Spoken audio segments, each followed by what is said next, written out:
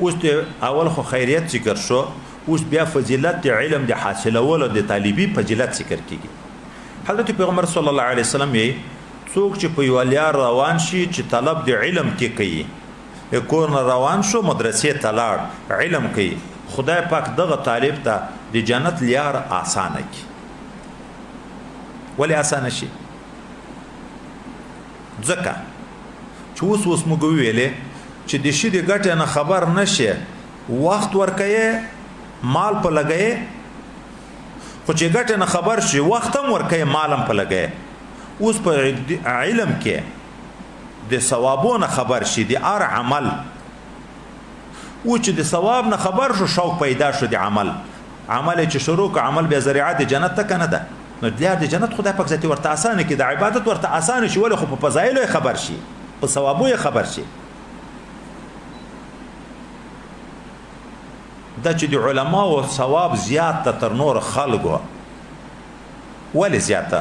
لمونځ امیم کوي ملایم کوي، روزه امیم نسی ملایم نسی، زکات مثلا امیم ورکی ملایم ورکی، صدقه امیم کوي ملا، دا د ملا ثواب ولې ډیر ده؟ وای ځکه د دغه شی په فضایل خبر ده، نو په شوق کوي. څومره چې عمل په شوق او په اخلاص وي ثواب دغمره ډیریږي. یو سړی کوي خو د مجبوریت لکه پوری بولی په ځان چې وڅو کو خلاصي دانم نشته تر، یا د جهنم نه ډاریږي، د عذاب نه ډاریږي، او یو شاید دا چې په مینه کې په یو سپینګره امیده ته د قوم یو وخت کې ویلې وای خلیفہ صاحب په داسې وخت کې ما روزه نیولې په وطن کې ځوانوم د بامیانو په غرو کې کرمانو دغه علاقو کې رختونه مې په شا خرڅول، د ګرمۍ په موسم کې روزه وه، خو ما په هغه وخت کې روزه نه ده خوړلې. اوس دلته چې راغلی دلته مو زوی مولوی ده، دلته هم روزه نیسو، خو دغه دیغه ډیر فرق ده.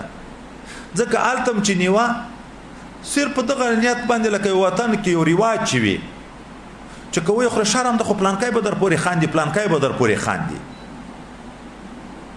لکه یو رواجي شی په دې څه کوم نیوه. اوس د روزې په ثواب خبر شو، د علماو بیانونه مو واورېده، اوس په مینه نیسو، فرق راغی دستی کرانه غي. نو چې په مینه عمل شروع شي ذریعہ د جنت ګرځي، ځکه خدای د جنت لار طالب ته اسانه کی. په فضایلو پوه شو، په ثوابو پوه شو، د هر چې په ثواب چې پوه شو عمل په اخلاص شروع کو ذریعہ د جنت شو. دوم روایت کې پیغمبر علی السلام یې څوک چې په علم پسې او د فی سبیل الله د ترڅو چې بیرته خپل کور ته راګرځي. ما د اول مقدماتي راز کې کتا سي بیان ته اشاره وی په خیال مو درته دغه حدیث مبارک ویلی و چې د خپل د طالبي ژوندۍ مخته قیمت معلوم شي. څوک چې په علم پسې او د فی سبیل الله ده او د فی سبیل الله آیاتو کې چې کوم بیان ده، اول مستاق مجاهدین کرام دي، دیغه په باب کې څنګه راځي د مجاهد چې د کور نه او ترڅو چې بیرته کور ته راځي، خو چې نیت صفاوي د خدای د رضا لپاره جهاد کوي، دا نور نیتونه میتونه شیان نه وي کې د شپه ورځ ټول په عبادت حسابيږي کنه حسابيږي، خو به عبادت ته عملم دلته څوک شپه ورځ عبادت کوي بیا به د سره په ثواب شریکيږي. هغه روزه نه نیسي دای نیسي، خو بیا به دیغه د ورځ عبادت، هغه د شپې خوب کوي د ټول شپه قیام الليل کوي، بیا به دیغه سره برابرېږي.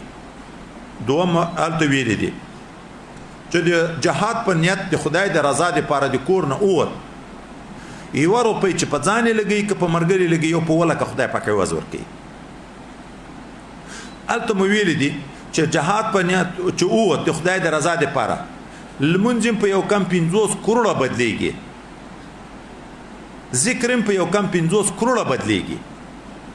اوس دغه فضایل طالب العلم ته په مدرسه کې خدای پاک ورکوي، د کور نه ووت خو چې طالب العلم شي، مطلب د خدای پاک رضا وي د علم په حاصلولو کې، ځکه وروسته غلط نیتونه را روان دي، خدای مو دې وساتي بیا خو د جهنم ذریعه هم ګرځي. چې د الله رضا مطلب شي او بیا په هغه عمل شروع کی او بیا د رسولو خیال چې بل مسلمان ته هم ورسي، اوس د دغه دا مقام ده. دا ورسته روایت کې حضرت پیغمبر صلی الله علیه وسلم چا چې د علم طلب وکړو تیرې ګناوې خدای پاک معاف کوي.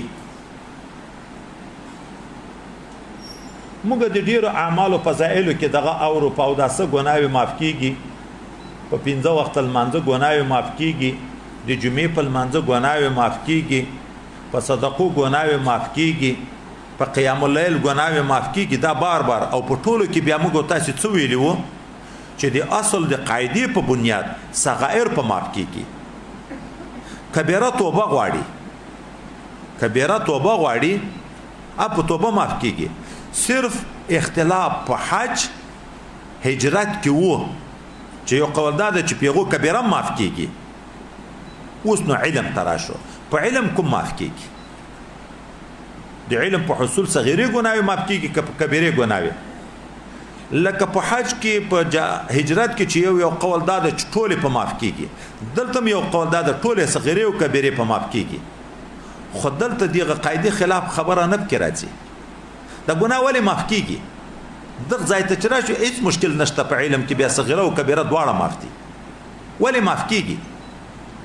وای ځکه چې طالب په علم سي اوت د کتابو په بیانو کې کله داسې خبرې واوري چې په خپل تیر عمل نادم شي، پښیمانه شي، خدای ته توبه وباسي چې دا ما څه کړی دي.